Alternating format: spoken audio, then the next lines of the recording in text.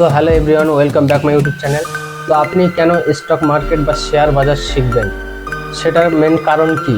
আপনি কেন শিখবেন স্টক মার্কেট? এই মানুষটাকে আপনি চেনেন? এই মানুষটার নাম হলো স্যার রাকেশ ঝুনঝুনওয়ালা। তার বর্তমানে এখন নেট প্রফিট কত চলছে?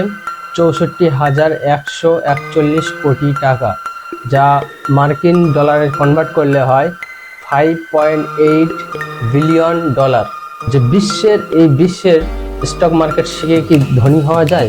দেখুন, বিশ্বের সবথেকে 1 নম্বর যিনি ধনী ব্যক্তি হয়েছিলেন স্টক মার্কেটে ইনভেস্টের মাধ্যমে, তার নাম হলো স্যার ওয়ারেন বাফেট। তিনি যখন বিশ্বের 1 নম্বর ধনী ব্যক্তি হয়েছিলেন, তখন তার 62 বিলিয়ন মার্কিন ডলার তার মোট সম্পত্তি ছিল, আজ থেকে কিছু বছর আগে। তো আপনি একটু ভাবুন যে স্টক মার্কেটটা কি। তাহলে স্টক মার্কেট আপনি কেন শিখবেন? যদি শিখতে চান তাহলে ভিডিওটি অবশ্যই পুরো শেষ পর্যন্ত দেখুন।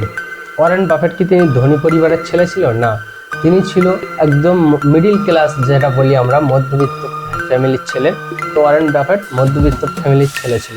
তার জীবনী যদি আমরা দেখি, তাহলে তিনি 6 বছর বয়সে তিনি কোকোকোলা বিক্রয় করেছেন, আর 11 বছর বয়সে তিনি প্রথম ইনভেস্টমেন্ট শুরু করেছেন।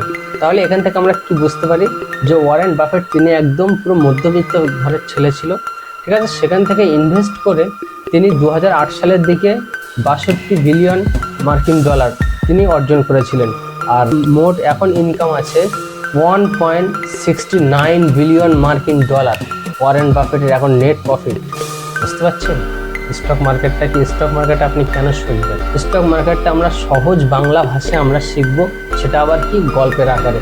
আপনি এই ভিডিওটা দেখলে আপনার অন্য কোনো ভিডিও দেখার প্রয়োজন পড়বে না।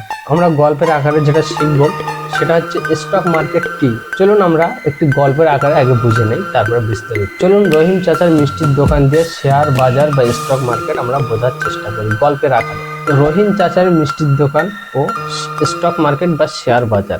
এক গ্রামে রহিম চাচা ছিলেন এক বিখ্যাত মিষ্টির কারিগর। তার মিষ্টির দোকান বা মিষ্টান্ন ভান্ডার এত জনপ্রিয় হয়ে উঠেছিল যে আশেপাশের মানুষেরা তার দোকানে এসে ভিড় করত।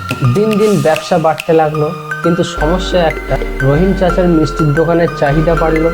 রহিম চাচার মিষ্টির দোকান ছিল ছোট, একটু বড় আকারে করতে হবে, সরঞ্জাম কিনতে হবে, আরো কারিগর বাড়াতে হবে। কিন্তু সমস্যা হলো তার কাছে পুঁজি কম, সব কিছুর পিছনে টাকা লাগবে।